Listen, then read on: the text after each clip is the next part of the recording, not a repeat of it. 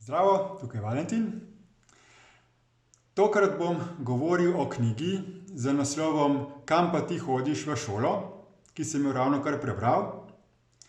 Napisala jo je Gita Mateja Delat in govori o šolanju na domu v Sloveniji. To je prva knjiga v slovenskem jeziku, ki govori o šolanju na domu. In v njej je izbrano zelo veliko pričevanj družin, ki pri nas izobražujejo svoje otroke na domu.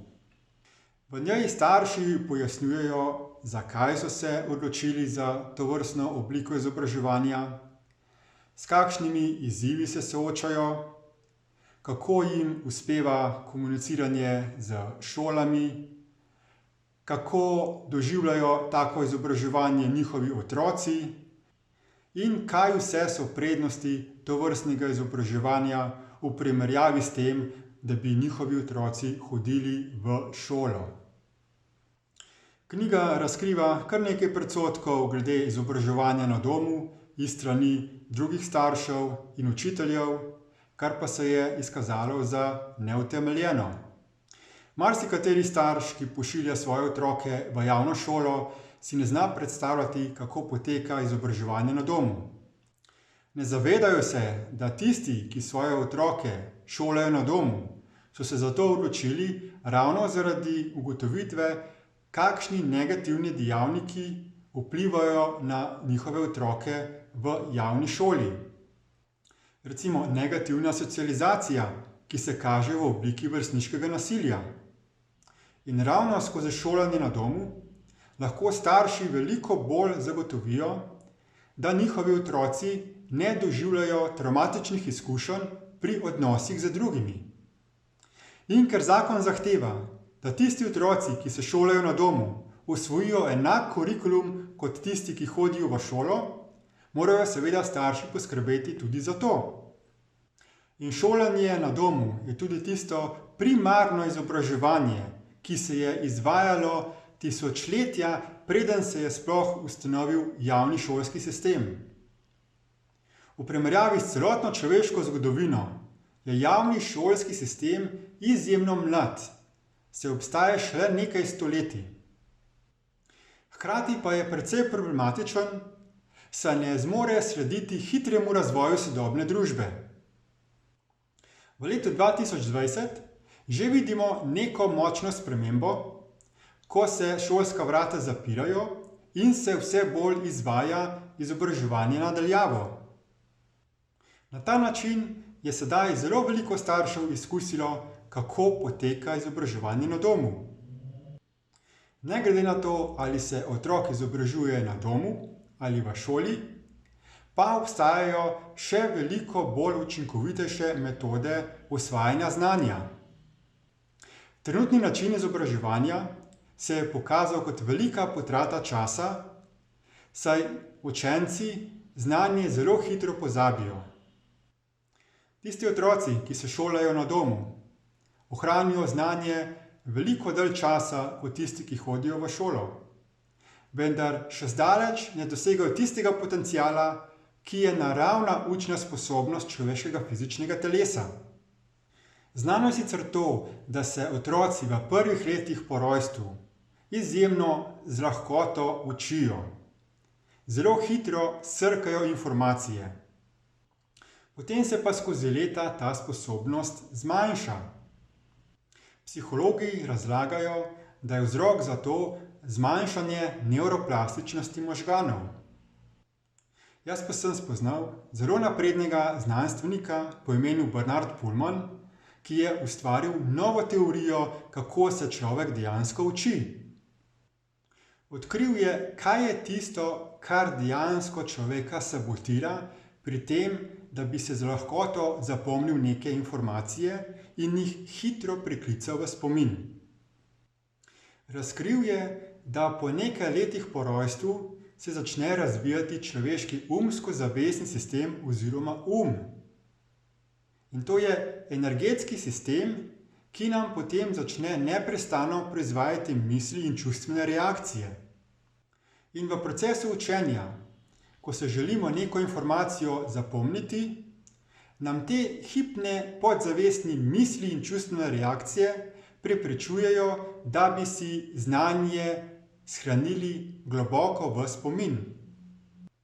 Bernard je nato za skupino mednarodnih znanstvenikov začel razvijati inovativno učno orodje oziroma učno tehnologijo.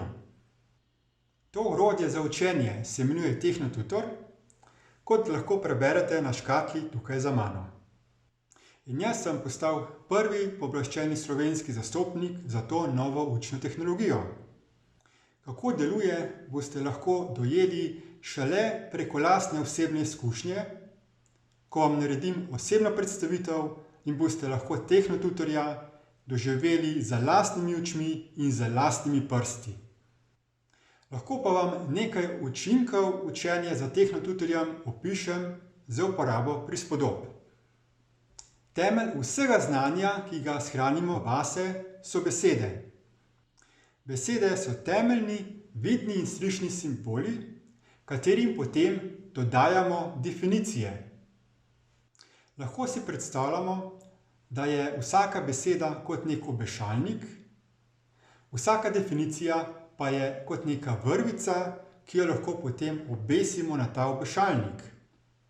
Nekatere besede imajo samo eno definicijo in bomo na ta obešalnik obesili eno vrvico.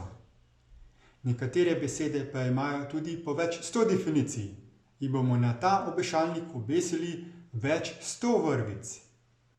Toda preden lahko besedam dodajamo definicije, moramo najprej besedo shraniti v spomin.